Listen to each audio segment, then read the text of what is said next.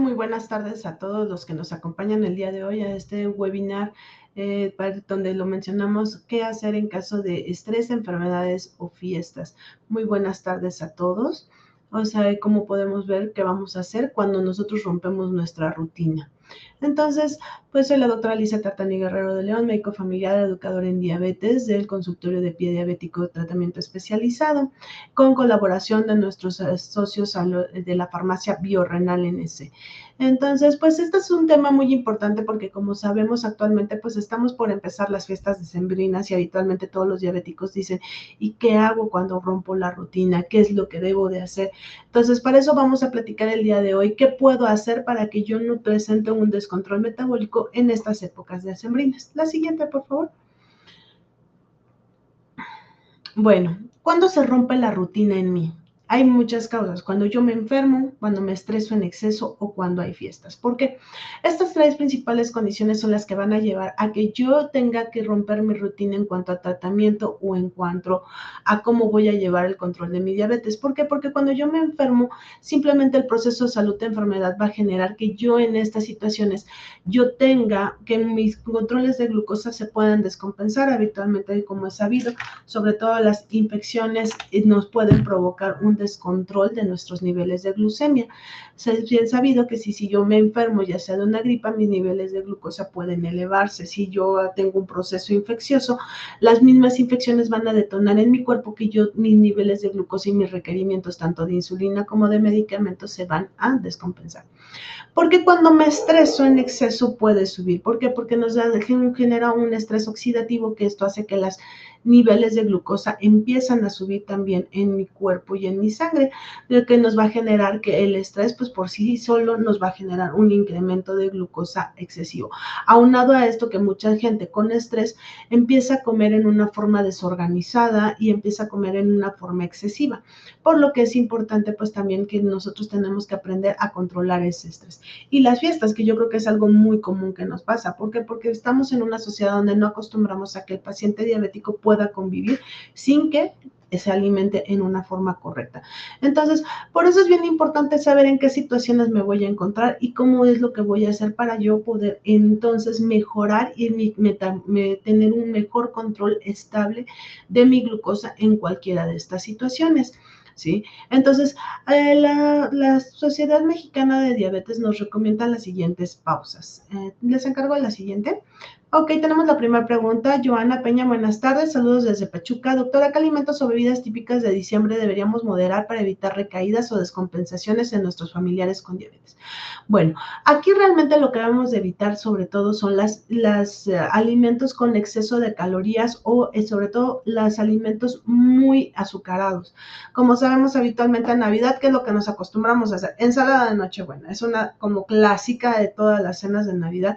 Y la ensalada de Nochebuena, pues es un alimento que es muy rico en carbohidratos. Aunque tiene vegetales, el problema es que la combinación que se genera nos genera que tenga muchos carbohidratos. Entonces son alimentos que debemos de evitar. La ensalada de manzana, los pasteles, las pastas en exceso. ¿Se pueden consumir? Sí, pero debemos de tener cuidado. Entonces, ¿qué debo hacer yo cuando rompo mi rutina? La Asociación Mexicana de Diabetes pues, nos recomienda 7 puntos principales para evitar complicarnos en estas situaciones, dentro de los cuales es priorizar el cuidado personal. O sea, yo debo de saber que tengo una enfermedad, que esta enfermedad me va a generar ciertos problemas de salud, los cuales entonces vamos a tener problemas para que de repente nosotros tengamos un control metabólico adecuado. Entonces yo tengo que saber que primero tengo que cuidar. Luego, ¿qué nos recomiendan? Tener un plato saludable, o sea, hacer combinaciones de alimentos saludables.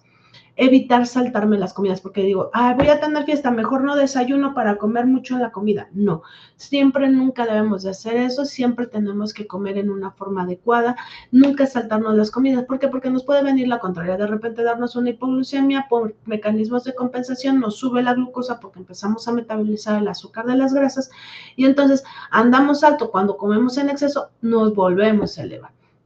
¿Qué otra cosa hay que hacer? ¿Cómo hay que hacer? Planificar nuestro plato. Como lo veíamos en los webinars anteriores, siempre debemos priorizar las verduras sobre los demás alimentos para que de esa manera no nos descompensemos. Pensar en qué voy a tomar. Si cuando vamos a una fiesta habitualmente encontramos refrescos y más refrescos. Entonces, si yo voy a ir a una fiesta, recordarme que lo ideal y para que yo no aumente ese consumo de calorías, pues es llevar mi propia bebida, ¿sí? Y movernos después de comer. O sea, eso es lo más importante, siempre hacer ejercicio. Entonces, vamos a empezar cómo vamos a priorizar el cuidado de la persona. La siguiente, por favor. Entonces, aquí hay algunos cuidados, algunos consejos para qué es lo que yo debo de autocuidarme. No nada más en las fiestas, no nada más en estos momentos, sino esto nos lo recomienda la Comisión de Salud y la CONASAMA, donde dice que tenemos que tener siempre una dieta saludable, como lo hemos venido platicando, el plato del buen comer, mis frutas, mis verduras, mis proteínas y mis cantidades de carbohidratos en forma específica. Hacer ejercicio regularmente, no porque haga frío, no porque haga calor, no porque llueva, suspender el ejercicio. A lo mejor buscar ejercicios en algunas formas en medios cerrados para evitar el exponernos a enfermedades, pero hacerlo en forma regular. Tenemos una pregunta de Rose que nos está preguntando por YouTube, pues, algunas opciones que recomienda de bebidas para llegar a algunas fiestas o reuniones, sobre todo si sabemos que va a haber refresco. Lo ideal es siempre llevar agua.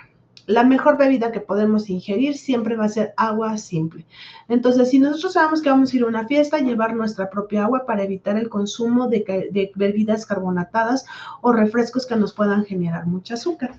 Evitar el reducir el consumo de las sustancias psicoactivas, llámense drogas, alcohol, cigarro, porque eso pues no nos va a ayudar a priorizar nuestro cuidado de la salud. Tener una buena higiene de manos. ¿Por qué? Porque acuérdense que todo empieza por lo que tocamos, comemos y si no tenemos una buena higiene de manos, eso va a generar que nosotros podamos pescar cualquier enfermedad gastrointestinal, lo cual en un paciente diabético o en un paciente renal puede descompensar su enfermedad. Establecer rutinas y espacios definidos para realizarlas, como que rutinas en la alimentación, horarios específicos de rutina, horarios específicos de ejercicio y espacios de esparcimiento. Establecer una hora al día de descanso para realizar actividades recreativas, ya sea para hacer ejercicio, para leer, para escuchar música, actividades que en sí nos generen que nos relajemos. Y dormir mínimo 8 horas al día, eso es lo que se recomienda. Si yo voy a tener una fiesta, pues, y me voy a desvelar, tengo que compensar esas 8 horas al momento que yo regrese para evitar que también mis niveles de glucosa o mi enfermedad renal se descontrole. Y procurar realizar o acudir a actividades culturales. Siempre es indispensable tener nuestra mente sana para nuestro cuerpo sano. De esa manera nosotros evitamos que tengamos una situación de estrés y de esa manera nosotros cambiamos nuestra actividad, nuestra rutina y entonces podemos tener menos cantidad o carga de estrés. Ok, la siguiente, por favor. Entonces, traer un palato saludable. ¿Sí? Si estamos dando cuenta, les pongo imágenes de diferentes alimentos donde si se dan cuenta, la mitad del plato es de verduras. O sea, si yo voy a ir a una fiesta, procuremos que llevemos verduras. Si busquemos platos ricos en verduras, ¿sí? Ya se está haciendo un poco más común que en las fiestas de repente nos ponen, por ejemplo, los nopalitos, comamos muchas verduras, o sea, allenémonos y acuérdense lo que platicábamos, primero empiezo por la verdura, después por la proteína y dejo al último los carbohidratos. De esa manera, yo hago que la absorción de carbohidratos sea más lenta y mejoro mi estado en general de salud. Entonces, la mitad de mi plato siempre debe ser de verduras, acuérdense, una cuarta parte de carbohidratos y la otra cuarta parte de proteínas. Por ejemplo, como estamos viendo en las imágenes, tenemos un platito con arroz, un plato con verduras salteadas y una porción de carne. O en su defecto, por ejemplo, verduras, un melocotón con crema y tenemos una porción de una tostada con carne, ¿sí? Por ejemplo, ahí abajo tenemos una como si fuera una hamburguesa y todo el resto es verduras. Por acá tenemos a Zaira que nos dice, hola, buenas tardes, doctora, ¿qué nos recomienda para regular nuestra ansiedad en la manera en que justo muchos tenemos tentaciones en tanto en las comidas en fiestas de diciembre? Pues primero hacernos conciencia, eso es lo más importante. Ahora, si tenemos ansiedad, recordemos, tenemos que ver por qué es la ansiedad. Si es ansiedad por estrés, si es ansiedad porque estamos viendo el alimento, no se trata de que yo me niegue a lo mejor comerme un pedazo de pastel, pero no es lo mismo que me como una rebanadota de este tamaño a que me come una cucharadita de pastel. O sea, con el probar a lo mejor el pastel me voy a quitar la saciedad y no voy a elevar tanto mi glucosa. Pero, por ejemplo, si yo me voy a comer un pedazo de pastel, yo ya tengo que planear que no voy a comer tortillas, que no voy a comer pan durante la comida o voy a evitar los empanizados o los capeados para que de esa manera yo compense esto. Ahora, si yo voy a comer un postre, evitemos las pastas y entonces estamos haciendo una forma más balanceada para que no tengamos esa de decir, ay, es que quiero el ponchecito, ok, vamos a hacer un ponche, sí, el ponche es saludable, sí, pero no le pongan azúcar. ¿Sí? El azúcar que generan las propias frutas al hacer el ponche con eso es más que suficiente y no necesitaríamos agregarle más azúcar. Si queremos ponerle más sabor para que tenga ese sabor toquecito dulce, le podemos poner canela y de esa forma la canela nos reemplaza el azúcar, ¿sí? Que es algo que es muy comúnmente en épocas dicembrinas que decimos es que ya hace frío, un ponchecito rico, calientito, pues podríamos ponerlo en esa opción o un café, pero un café sin azúcar.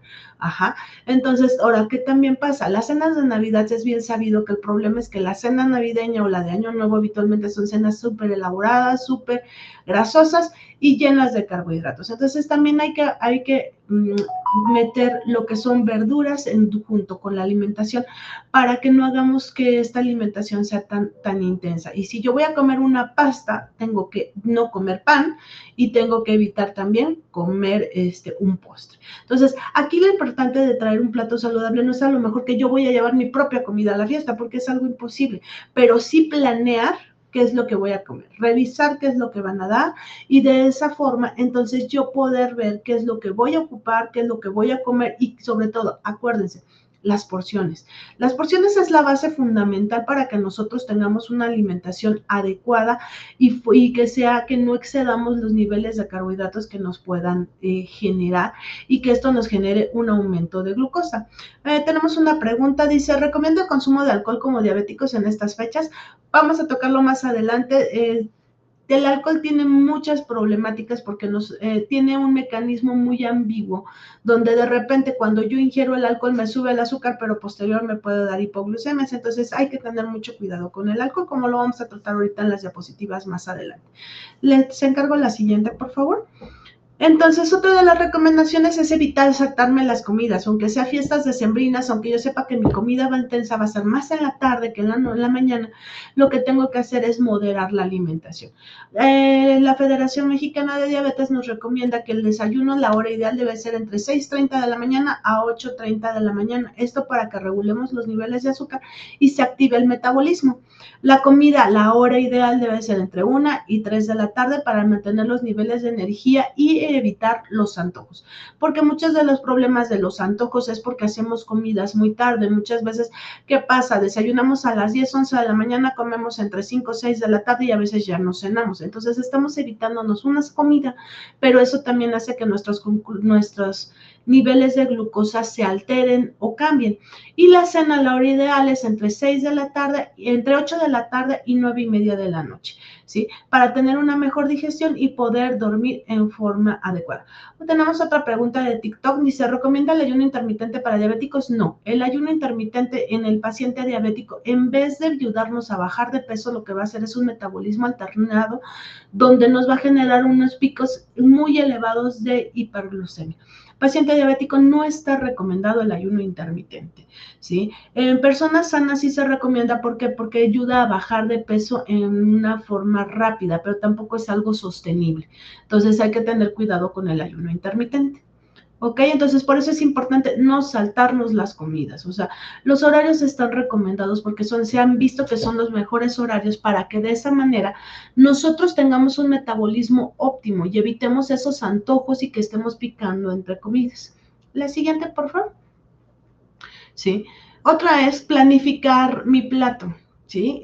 Diabetes a la carta le llamamos, en donde nosotros, si se dan cuenta, la mitad del plato es puras verduras que pueden ser crudas o hervidas y pues pueden ser combinaciones de verduras, donde preferentemente se recomiendan las de hoja verde. ¿Para qué? Porque son las que menos cantidad de carbohidratos nos van a proporcionar y nos proportan más vitaminas y minerales, ¿sí? Una cuarta parte va a ser de proteínas, que pueden ser mariscos, pueden ser pues de carnes rojas.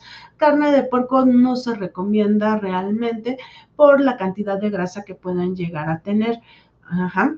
Puede ser pollo, ¿sí? El pollo es muy, muy, muy saludable y es dentro de los proteínicos más recomendables, pero acuérdense que también aquí tenemos esa trampa de proteínas, que entran las leguminosas, ¿sí? Que son los frijoles, las habas, las lentejas que se consideran como proteína, y los lácteos, o sea, el queso. Cualquier tipo de queso pues nos va a generar también una porción de proteínas. Y en el otro apartado tenemos las harinas, ¿sí? Donde encontramos la papa, el camote, el arroz, las pastas, todo eso va a entrar en esa proporción. Joana Peña nos dice, doctora, ¿podemos ocupar como sustituto al fruto del monje o ese no es bueno?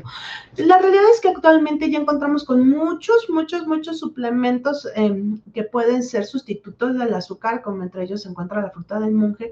No se ha delimitado que sea mala, pero como les comentaba, stevia, esplenda, fruta del monje, pues no son productos naturales. O sea, si queremos hacer una sustitución de glucosa, pues les recomiendo más o la miel o el azúcar de coco, que son de origen más natural y no tienen tantos problemas, porque el problema de todo lo que es el stevia, el esplenda, el canderel, el fruto del monje, al ser altamente procesados, tienen alto riesgo a la elevación de los niveles de colesterol y triglicéridos, y sobre todo incrementan los colesteroles HDL y LDL, que son los colesteroles que nos hacen que se tapen más las arterias. Entonces, ¿se pueden utilizar? Sí, sí son recomendables, pero no en exceso, no como para usarlo del diario. Lo ideal es aprender a comer sin ningún sustituto de azúcar, para que de esa manera el cuerpo también obtenga el azúcar solamente de los alimentos y no tengamos que sustituir o dar algún endulzante peor.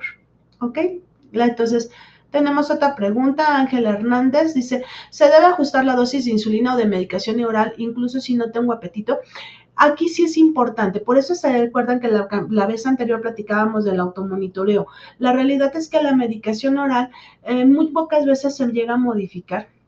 Sí, aquí se puede modificar en base a que si, por ejemplo, yo estoy enfermo, en este momento no estoy comiendo, pero mis niveles de glucosa están con tendencia a estar bajas, o sea, menos de 100 de glucosa, sí puedo omitir una dosis de medicamento para evitar la hipoglucemia. Lo que sí debo de hacer es tratar de comer en forma regular para evitar que entonces yo entre en un mecanismo más de descompensación. Ajá. Ahora, en cuanto a la insulina se debe de ajustar. Todo el paciente que es insulino requiriente o que ya usa insulina tiene que aprender a cómo autoajustarse su glucosa en base a su monitoreo. Por eso, ¿se acuerdan? Les comentaba, lo ideal, en un mundo perfecto, es que yo me cheque mis niveles de glucosa todos los días, ¿sí? Por lo menos una vez al día, ya sea en ayunas o después de comidas. Cuando vamos a tener fiestas es cuando más me lo tengo que checar. Yo me tengo que estar monitoreando 3 días previo, tanto en ayunas como después de comidas, para ver cómo ando. Y entonces yo decir, ok, voy a tener una cena, una fiesta, una comida. ¿Cómo está mi glucosa? ¿Qué me estoy tomando? ¿Qué me estoy poniendo? ¿Qué uso de medicamentos? Y entonces yo me voy a programar mínimo con 24 horas de anticipación para yo hacer ese ajuste de medicamentos, sea tabletas orales o insulina, para yo evitar esa descompensación, ¿sí? Es importante que si yo, por ejemplo, yo uso insulina, mañana yo tengo una fiesta y sé que pues en esta fiesta me van a dar carnitas, barbacoa, tortillas, no va a haber verduras, pero mis niveles de glucosa se están manteniendo en ayunas entre 80 a 120 y después de las comidas entre 100 a 140, entonces yo estoy en un óptimo control. Yo sí puedo romper esa dieta ese día. ¿Cómo lo voy a hacer? Si yo me aplico mi insulina nocturna, puedo subir una unidad más de insulina y moderar mi alimentación. O sea, yo puedo comerme ese taquito de barbacoa, puedo comerme ese taquito de carnitas, pero me voy a aumentar una unidad de insulina un día previo. ¿Para qué? Para que yo entonces tenga esa reserva, pero tengo que hacer un desayuno bien y mi comida moderarla. Tenemos otra pregunta, dice, ¿qué síntomas o valores de glucosa específico indican que debo comunicarme con mi equipo de salud? Acuérdense, los niveles de glucosa cuando tenemos que comunicarnos con nuestro equipo de salud o ir a ver a nuestro médico o a nuestro nutriólogo es cuando mi glucosa está por arriba de 140 después de cualquier comida, ¿sí? O hasta en ayunas, ¿sale? O sea, más de 140 implica que yo tengo que hacer ajustes. Ahí puedo empezar desde ajustes con dieta, ¿sí? Si no modifico en 48 horas, entonces es importante que yo acuda con mi médico porque a lo mejor simplemente tenemos que hacer una revisión exhaustiva desde mi alimentación hasta que a lo mejor el medicamento no me esté funcionando. Bueno, a lo mejor todavía no estamos empezando con un síntoma franco de alguna enfermedad, pero esa enfermedad ya nos está empezando a causar esta situación. ¿Cuándo también me debo de acercar a mi médico? Cuando yo tengo alguna infección, cualquier tipo de infección, llámenle gripe, infección de vías urinarias, cualquier lesión, eso hay que acudir inmediatamente al doctor, no automedicarme, decir, ay, es que como que me quiere de gripe, como que estoy empezando con gripe, me tomo mielecita con limón y se me va a quitar. No, el paciente diabético preferentemente sí tiene que tener un tratamiento oportuno porque las infecciones nos pueden llevar de estar con glucosas normales, o sea, menos de 140 a cualquier hora, a glucosas de 200 o 300 en menos de 24 horas. ¿Por qué? Porque las infecciones por sí solas nos incrementan el riesgo de hiperglucemia. ¿Sí? Ahora, ¿cuándo también debo de hablar con mi médico? Cuando yo tengo de repente glucosas por abajo, ¿sí? De lo que son 80. Por ahí teníamos una pregunta que cómo es la mejor forma para calcular los carbohidratos y aplicar la dosis de insulina en bolo o tomar la medicación oral. Hay muchas tablas en donde pueden descargarlas a internet y nos dice, por ejemplo, por porciones. Nos dice, pues un bolillo te contiene tantos carbohidratos. Ahora, la mejor forma se sabe que por cada unidad de insulina se metabolizan 50 gramos de carbohidratos. Entonces, ya ahí es la forma. Yo voy a ver qué voy a comer, voy a buscar mi tabla, o sea, la podemos descargar, la podemos traer. Actualmente en el teléfono ya se pueden traer las tablas de conversión de los alimentos para de esa manera saber cuántos carbohidratos estoy comiendo y aprender a medir por porciones. Lo platicábamos cuando hablamos del bien comer, que lo podemos medir por nuestra palma o lo ideal es por cantidades. ¿Sí? Lo que hablábamos cuando hablábamos de la lectura de etiquetas es que, por ejemplo, en la etiqueta me va a decir cuántos carbohidratos me trae por porción. Por ejemplo, si me dice, trae 50 carbohidratos o esta porción de este alimento preparado o envasado, entonces yo ahí ya sé que por lo menos me tengo que poner una unidad más de insulina en bolo.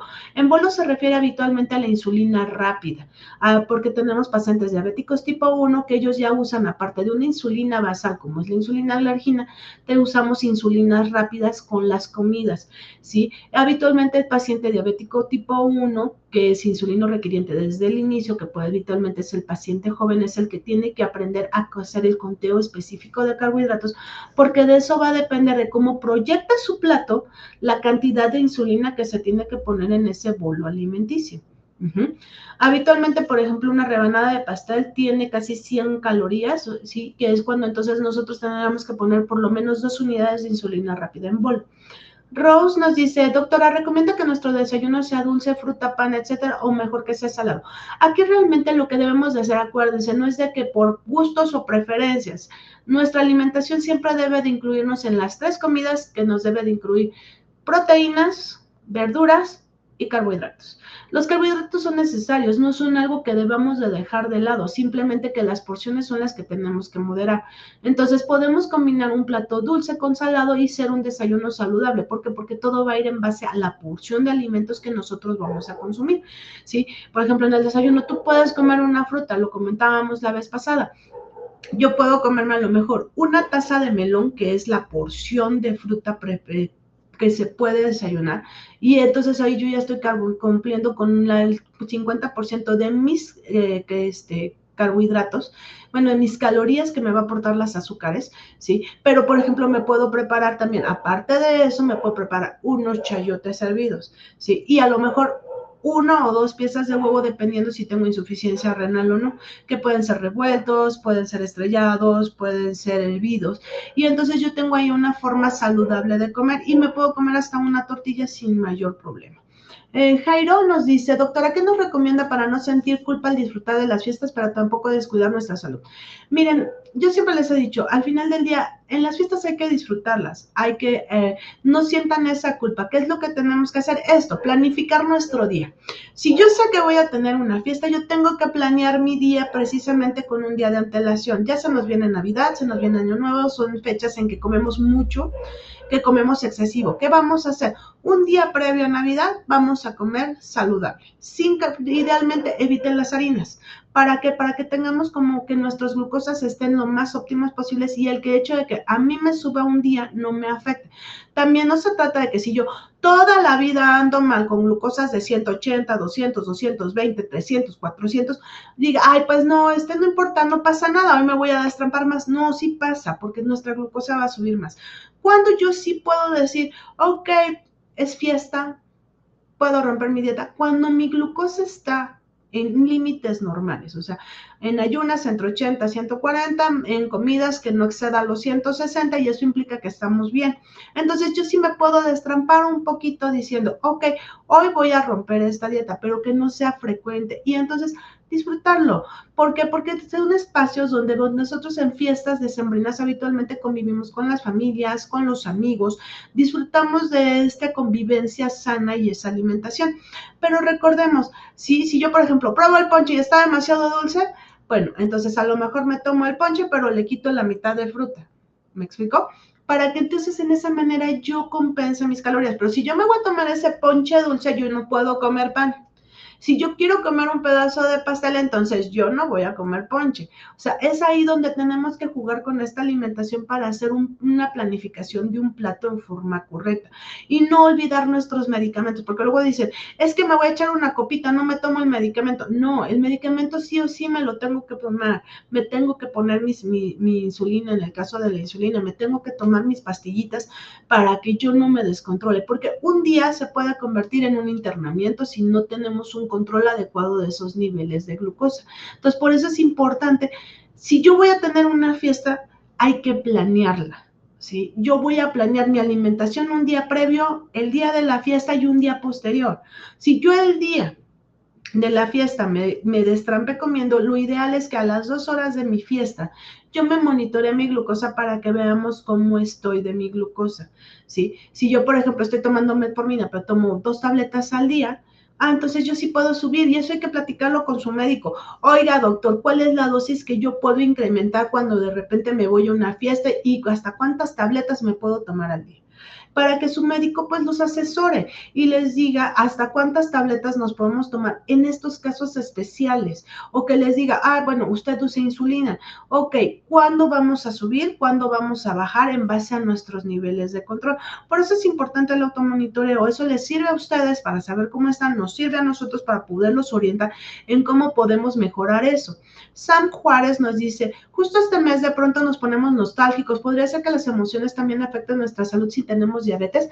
Sí afecta, no hay una estrecha relación científica en que digan que las emociones afectan la diabetes, pero sabe que puede haber incrementos en los niveles de glucosa cuando nosotros empezamos. ¿Por qué? Porque habitualmente no es tanto la emoción, sino lo que lleva atrás esa emoción.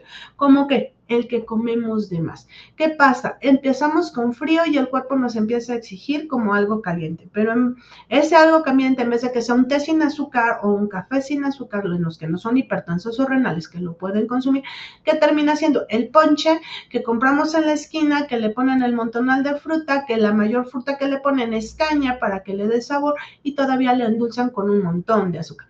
Entonces esas son las cosas que tenemos que valorar. O sea, lo ideal es que podemos hacernos un ponche muy saludable. Hay opciones actualmente en los superes donde te venden frutas secas que son especialmente diseñadas para hacer ponche, donde no tienen azúcar agregada. Eso es una muy buena opción porque ya vienen como por porciones, se hidratan en el ponche, pero también nos y le dan un muy buen sabor sin que tengamos que añadirle azúcar. Esas son las cuestiones, o sea, es más, yo creo como esa combinación no tanto de la nostalgia, sino de que empezamos como que el cuerpo empieza a traicionarnos de tengo frío y nos exige más calorías para compensar el calor, pero hay que balancear esas calorías. Cuando les pase como que tienen un antojo, la mejor forma para quitarnos esta necesidad o saciedad, excepto en pacientes renales, aclaro muy claramente, es que podemos consumir, por ejemplo, nueces, almendras, ¿sí? Y en ese específicamente esos tipos de semillas nos calman la saciedad. Entonces, esas tienen ese mecanismo de al tener omegas, actúan a un nivel de que son grasas saludables y nos van a quitar la saciedad. Otra que también es muy buena es el aguacate. Entonces, si nosotros de repente tenemos como la ansiedad de chocolate, de que yo siento como que necesito algo así como muy grasosito, como dulce, porque siento como que mi cuerpo lo está pidiendo, es deficiencia de magnesio. Entonces, habitualmente nueces, almendras llegan a quitarnos ese antojo o esta saciedad.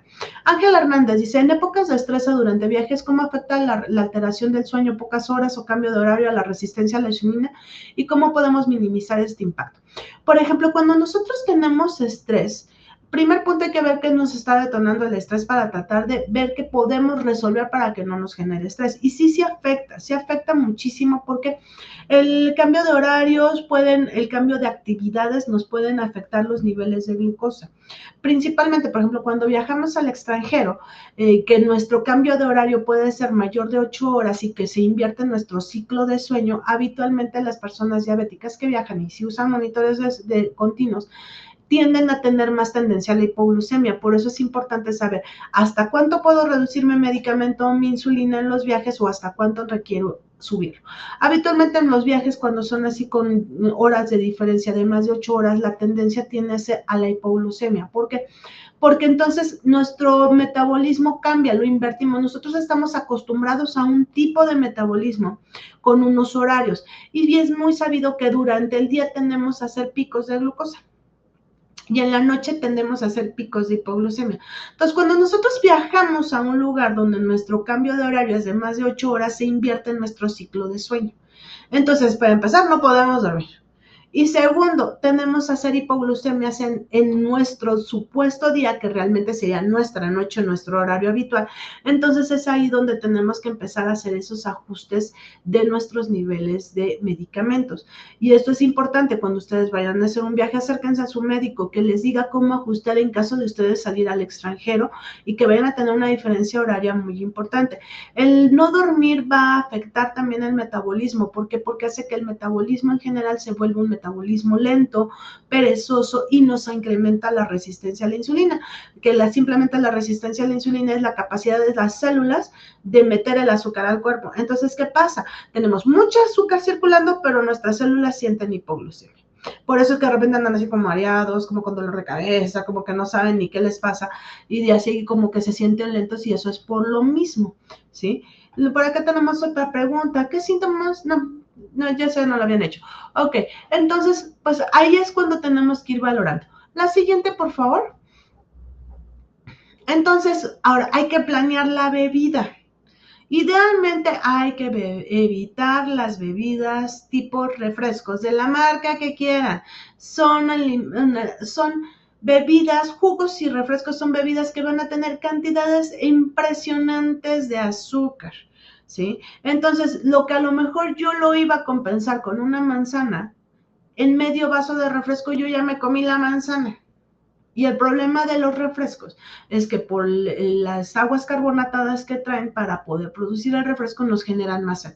Entonces, ¿qué va a pasar? Yo me tomo un refresco, me va a dar sed, voy a seguir tomando refresco. Y entonces se ha visto que tienen cierto mecanismo adictivo. Es lo que decimos, o sea, no es posible que nosotros nos podamos tomar un refresco que tiene 10 cucharadas de azúcar, intentemos comernos 10 cucharadas de azúcar, a la primera nos queremos vomitar.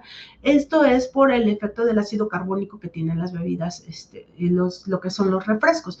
Entonces, eso también es algo que pues nos genera que nosotros no nos percatemos de la cantidad que estamos consumiendo de refresco. Entonces, lo ideal, si yo voy a una fiesta, no tomen bebidas tipo refrescos, de ningún tipo. ¿Por qué? Porque vamos a empezar a ingerir más, ¿qué es lo mejor?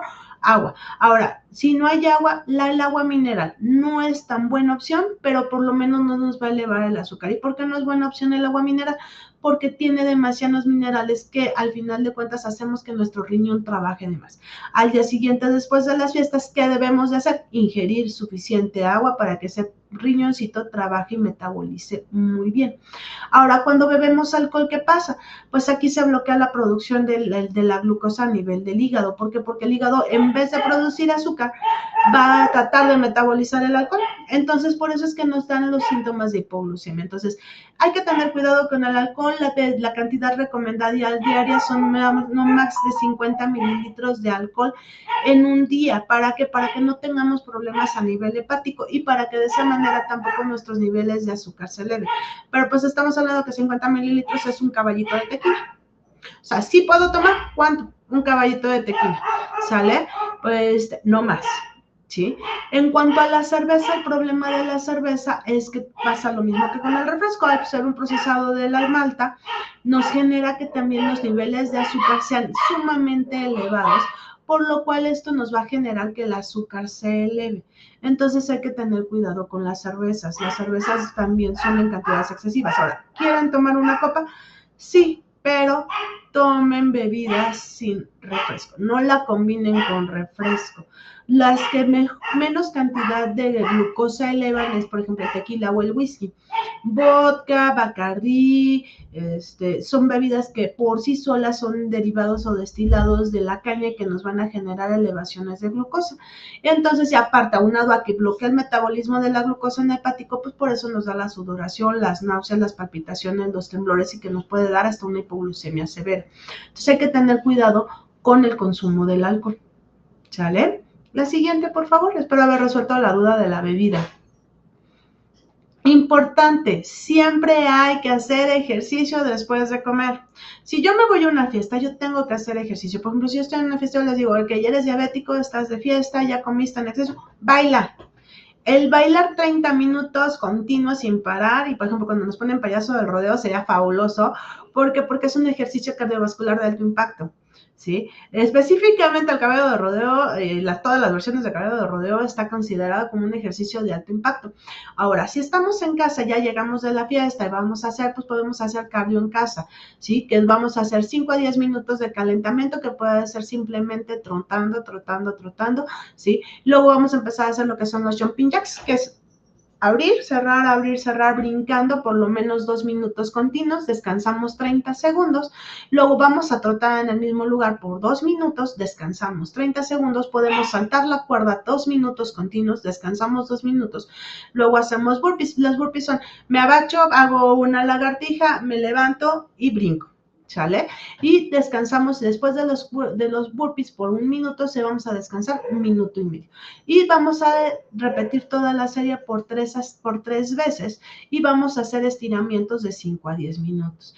Actualmente ya tenemos un montón de videos donde podemos ver cómo hacer ejercicios. Estos, por ejemplo, son ejercicios que podemos y que nos recomienda la Federación Mexicana de Diabetes para cómo hacerlos en casa.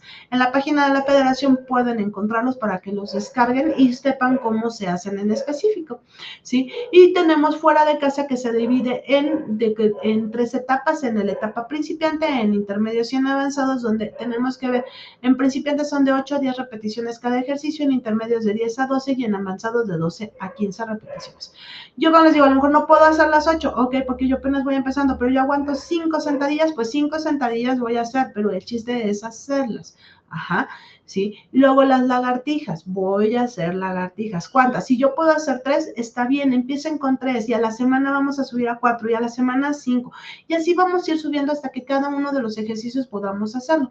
Se dan cuenta, el tercero que nos recomiendan es remodelado, o sea, yo me voy a inclinar sobre una banca y voy a levantar. Podemos agarrar una botella de agua de medio litro, empezar con una de medio litro y poco a poco irle subiendo el peso y luego hacemos del segundo lado.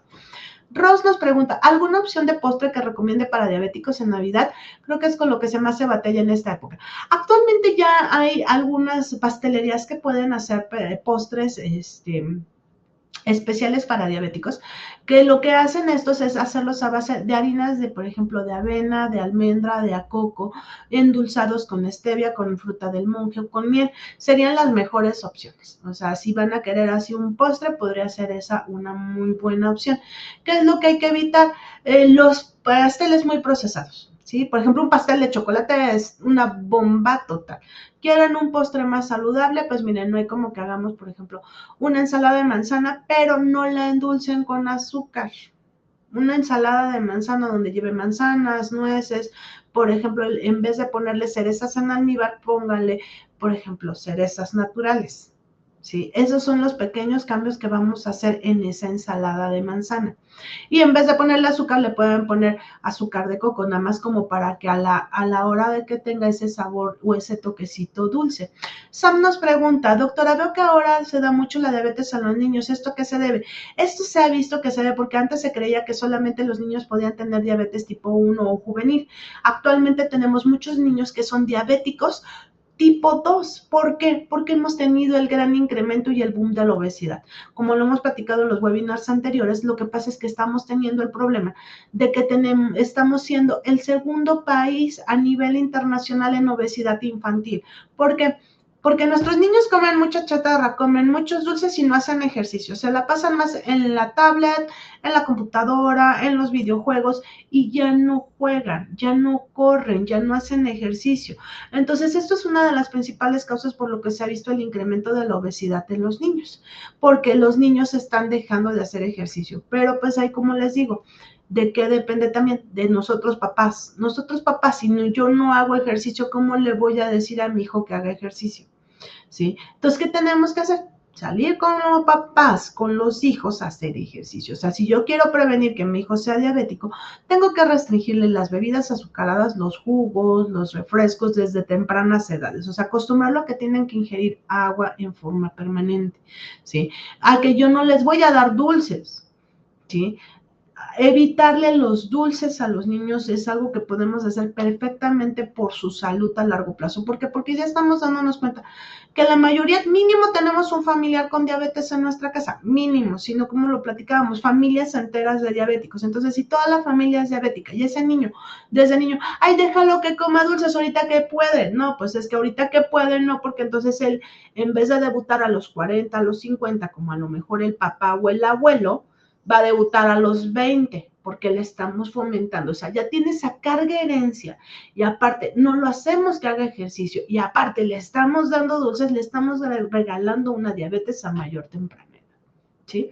Entonces, es importante que tengamos que hacer ejercicios. Pueden ser dentro de casa, fuera de casa y siempre se va a empezar a hacer con ejercicios a tolerancia.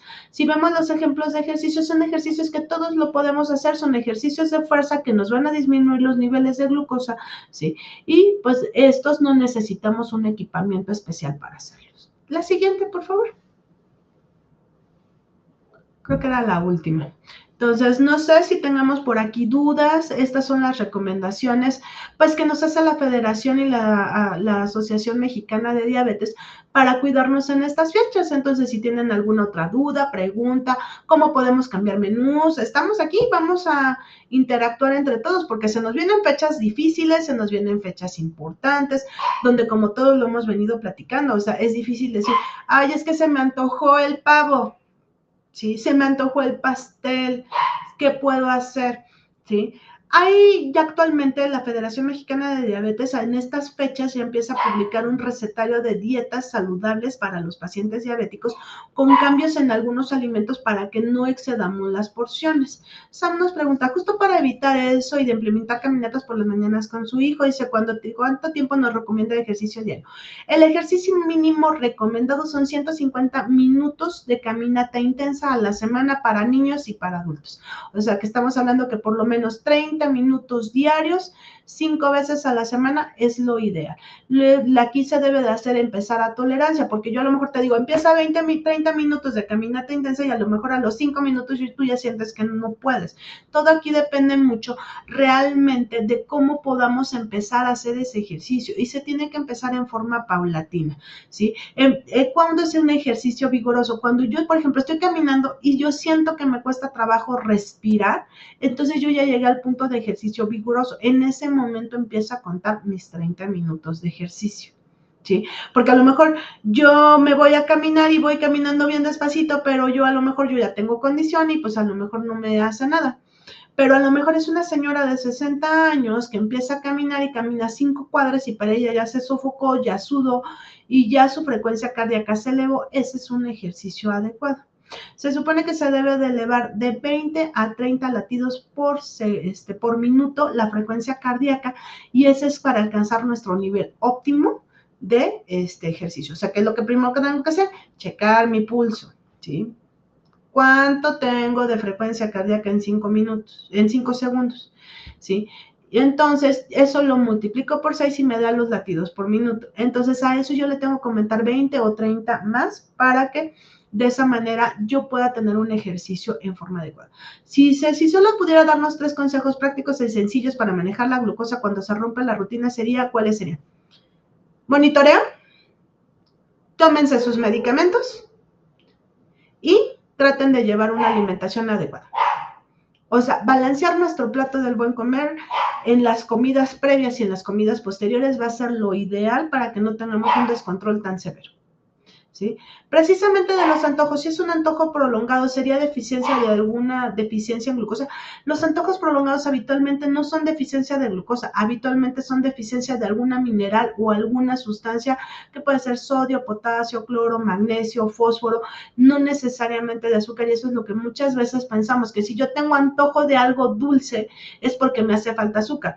No, habría que ver específicamente qué es lo que se te está antojando, o algo que habitualmente muchos se nos antoja es el chocolate, y eso nos está traspolando una deficiencia de magnesio.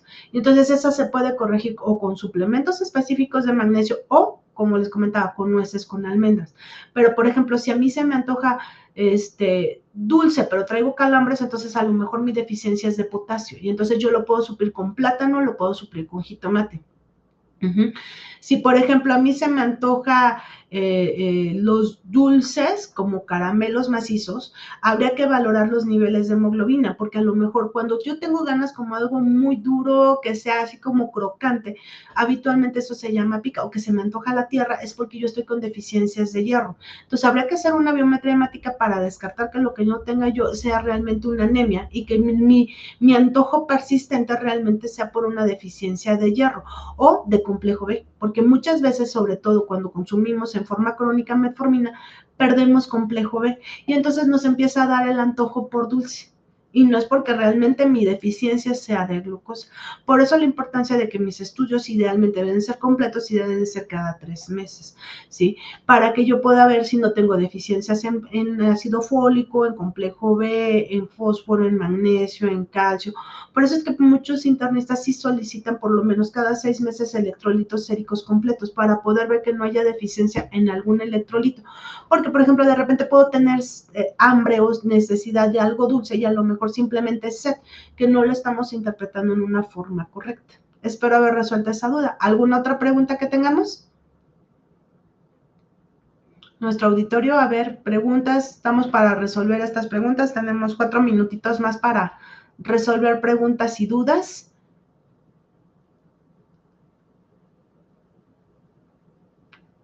Dice, ¿qué tanto afecta la masa muscular a una persona con diabetes? Miren, la masa muscular se ve muy afectada en el paciente. En todas las personas se nos ve afectada cuando nosotros tenemos problemas de obesidad y no hacemos ejercicio.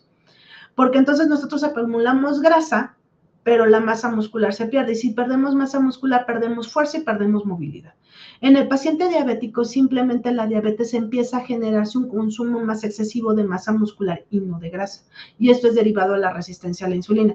La resistencia a la insulina lo que hace es que yo tengo azúcar por acá, volando, pero ese azúcar no entra al músculo. Entonces mi músculo se empieza a dañar, se empieza a morir. Y entonces, ¿qué va a pasar? A la larga yo voy a ser una persona con fragilidad. ¿Qué es esto? Que yo voy a ser una persona que no se va a poder parar sola, no se va a poder sentar sola, no va a tener la fuerza para agacharse, para levantar un objeto. ¿Cómo yo evito que yo tenga esa pérdida de masa muscular? Haciendo ejercicio. Por eso les ponía los ejemplos de los ejercicios que se pueden hacer en cardio en casa o de fuerza fuera de casa, porque siempre hay que combinar ejercicios de cardio con fuerza. El cardio me va a hacer que la glucosa se metabolice, pero la fuerza me va a hacer que yo pierda grasa y no pierda músculo. Dice, si somos diabéticos, ¿podemos centrarnos en el entrenamiento de fuerza para construir músculo? No.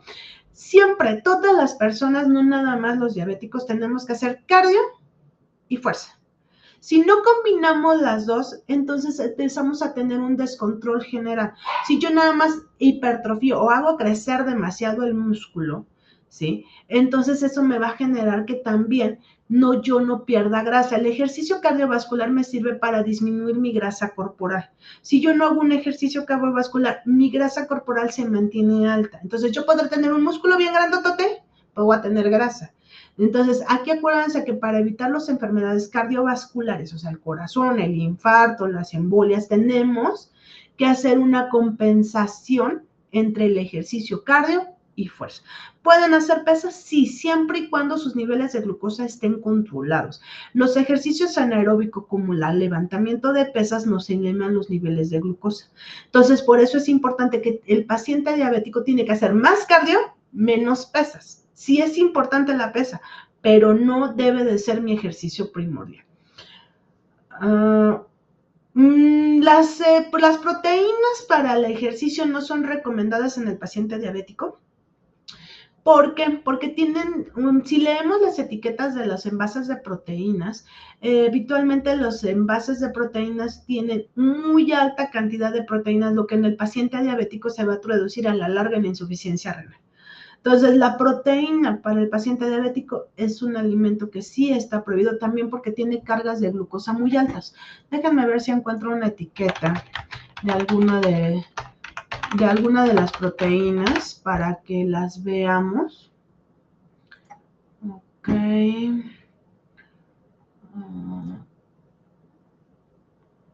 Okay. Aquí les voy a compartir, ahorita le voy a encargar a nuestros enlaces, déjenme ver si te las puedo compartir. Ok, ¿se está viendo? De favor, equipo, ¿me pueden decir si se alcanza a ver? Ahí estamos, perfecto. Si se dan cuenta, por ejemplo, yo esto lo estoy sacando literal de internet, o sea, ahí nos dice, por ejemplo, la proteína es una proteína whey, ¿sí? Y nos dice cuáles son los nutrimentos que trae. Por porción nos da 120 calorías. Si sabemos, un paciente diabético puede comer 1500, o sea, prácticamente estamos ocupando por lo menos una décima parte de nuestra alimentación, sin incluir la leche que le van a agregar a la proteína. O sea, si eso sí le metemos a con agua, ¿sí? Entonces, donde nos dice que las grasas saturadas, ¿sí? Son de 1.5 gramos. Entonces, estamos hablando que es una cantidad excesiva, ¿no? ¿Sí? De grasa que nos va a generar esto. Entonces, en el paciente diabético, las grasas saturadas o las grasas trans, porque realmente esto es una grasa trans, se va a traducir en que yo haga tapones de arterias más padres y que entonces esos habitualmente en el diabético se van a los pies, que eso es donde en primer lugar, entonces va a aumentar el riesgo a amputaciones. Segundo, colesterol, tiene 35 miligramos de colesterol. ¿Cuál es el 12% de lo recomendado en una dieta diaria? En un diabético es como si fuera el 40%. ¿Sí? Sodio, el 55 miligramos de sodio, lo cual es una cantidad altísima para el paciente si es diabético o hipertenso, ¿sí? Luego, carbohidratos, 3 gramos. Imagínense que en el día podemos comer 50 gramos de azúcar, ¿sí? Entonces, simplemente la proteína por sí sola es bastante saturada. Y de proteína nos está dando 24 gramos de proteína, ¿sí? Un paciente diabético no debe, o sea, por ejemplo, un paciente renal no debe exceder los 30 gramos de proteína al día. O sea, se toma esa proteína y ya no come nada de proteínas, ni huevo, ni pollo, ni queso, ni nada, ¿sí? Y en un paciente normal no se recomienda más de 70 gramos de proteína al día. Entonces, en una porción de esta proteína, estoy consumiéndome prácticamente una tercera parte de proteínas del día. O sea, yo me tomo este batido y ya no puedo tomar nada, ¿sí?